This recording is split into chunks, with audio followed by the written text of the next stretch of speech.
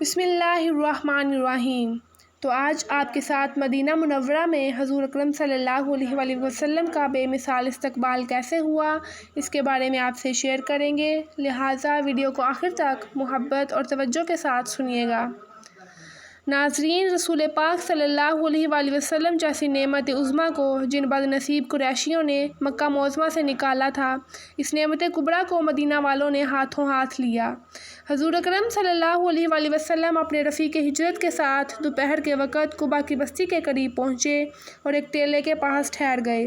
یہاں کھجور کے ایک درخت کا سایہ تھا۔ قباء کے لوگوں کو خبر ہوئی تو یہ حضور صلی اللہ علیہ وآلہ وسلم کے لیے بستی سے باہر آ گئے اور نعرہ تکبیر بلند کر کے آپ صلی اللہ علیہ وآلہ وسلم کا خیر مقدم کیا۔ یہ انصار ہتھیار بند تھے اور محبت کے بے اختیار جذبے سے حضور صلی اللہ علیہ وآلہ وسلم کے استقبال کے لیے ٹوٹے پڑتے تھے۔ ان میں سے اکثر لوگ آپ صلی اللہ علیہ وآلہ وسلم کو پہچانتے نہ تھے، اس لیے اول حضرت ابوبکر رضی اللہ تعالیٰ عنہ کو سلام کرتے رہے۔ حضرت ابوبکر رضی اللہ تعالیٰ عنہ پر دھوپ آتے دیکھی تو آپ صلی اللہ علیہ وآلہ وسلم کے اوپر سایہ کر لیا۔ اس وقت لوگوں کو معلوم ہوا کہ پیغمبر خدا کون ہے۔ یہاں سے آپ قبیلہ بنی عمرو میں کلثوم ابن حدم کے دولت قدح پر تشریف لے گئے۔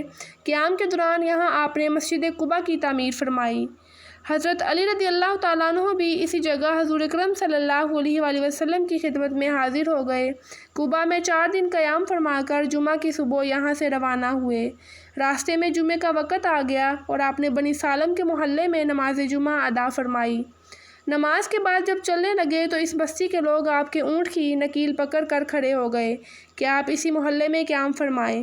ہماری تعداد بڑی ہے، ہمارے پاس ہتھیاروں کا ذخیرہ بھی کافی ہے، مگر آپ صلی اللہ علیہ وآلہ وسلم نے فرمایا، میری اونٹنی کا راستہ چھوڑ دو، یہ خدا کی طرف سے مامور ہے، جہاں اسے حکم ہوگا وہاں خود بیٹھ جائے گی۔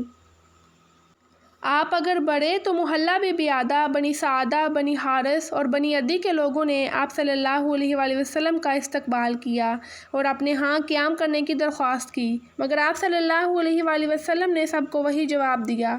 آپ صلی اللہ علیہ وآلہ وسلم نے اپنی اونٹنی کی نکیل ڈھیلی چھوڑ رکھی تھی۔ جب وہ بنی مالک ابن نجار کے محلے میں پہنچی تو خود بخود وہاں بیٹھ گئی۔ یہ وہی جگہ تھی جہاں آج مسجد نبوی میں منبر رسول بنا ہوا ہے۔ حضور اکرم صلی اللہ علیہ وآلہ وسلم اس پر تشریف فرما تھے۔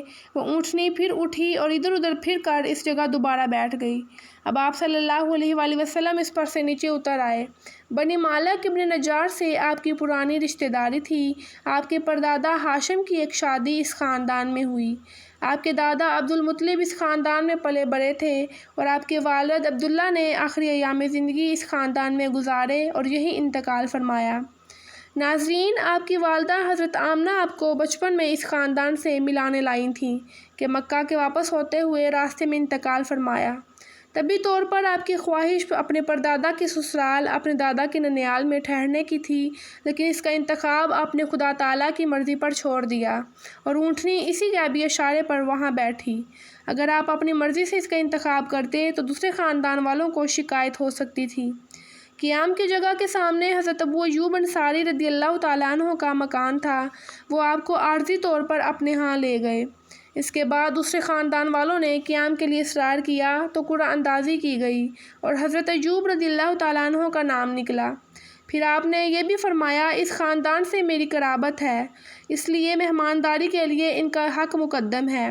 یہ عرب کا دستور بھی تھا۔ مدینہ میں آپ کا استقبال جس شاہانہ انداز میں ہوا، عرب میں اس سے پہلے کبھی کسی کا استقبال نہیں ہوا تھا۔ سارے شہر میں شور مچ رہا تھا، نبی اللہ آ گئے، رسول اللہ صلی اللہ علیہ وآلہ وسلم تشریف لے آئے اور ہر شخص کی زبان پر تھا۔ چھتوں پر عورتیں جمع تھیں اور یہ گیت گا رہی تھیں، طلع البدر علینا طلع البدر علینا، ہم پر 14ویں کا چاند طلوع ہو گیا، وعدے کی پہاڑیوں سے ہم پر لشکر واجب ہے، جب تک خدا کو پکارنے والا باقی رہے، اے ہمارے ہاں تشریف لانے والے، تو وہ منصب اور پیغام لے کر آیا ہے جس کا اتباع واجب ہے۔ خاندان بنی نجار جہاں آپ ٹھہرے، اس کی عورتیں اور لڑکیاں حضور صلی اللہ علیہ وآلہ وسلم کی زیارت کرنے حاضر ہوئیں۔ آپ نے انہیں دیکھا اور محبت میں کھڑے ہو گئے۔ ان کے ہاتھوں میں دف تھا جسے وہ بجا بجا کر یہ شعر گا رہی تھیں۔ ہم پر 14ویں کا چاند طلوع ہوا اور سارے چاند ماند پڑ گئے، تیرے حسن و جمال جیسا حسن و جمال ہم نے نہیں دیکھا کبھی اے ہنس مکھ چہرے والے۔ ناظرین، امام بخاری وغیرہ نے اوپر والے اشعار تبوک سے واپسی پر گانے والیوں کی طرف منسوب کیے ہیں، لیکن بہقی وغیرہ نے مدینہ منورہ کے استقبال سے ان کا تعلق جوڑا ہے۔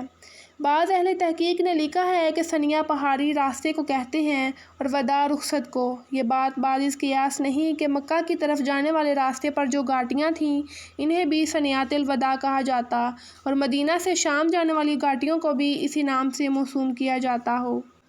تو امید کرتی ہوں کہ آپ کو آج کی ویڈیو اچھی لگی ہوگی، تو ویڈیو کو لائک کریں اور کمنٹ باکس میں اپنی قیمتی رائے کا اظہار ضرور کریں۔ اور اگر آپ مزید اس طرح کی معلوماتی اور اسلامک ویڈیوز دیکھنا چاہتے ہیں تو میرے چینل ڈائری آف اسلام کو ضرور سبسکرائب کریے گا تاکہ ہر نئی آنے والی ویڈیو آپ تک پہنچ سکے۔ میری دعا ہے کہ اللہ تعالی ہم سب کو دنیا اور آخرت کی کامیابی عطا فرمائے اور ہم سب کے تمام صغیرہ و کبیرہ گناہوں کو معاف فرمائے۔ تو ملتے ہیں دوسری ویڈیو میں، تب تک کے لیے اللہ حافظ، دعاؤں میں یاد رکھیے گا، شکریہ۔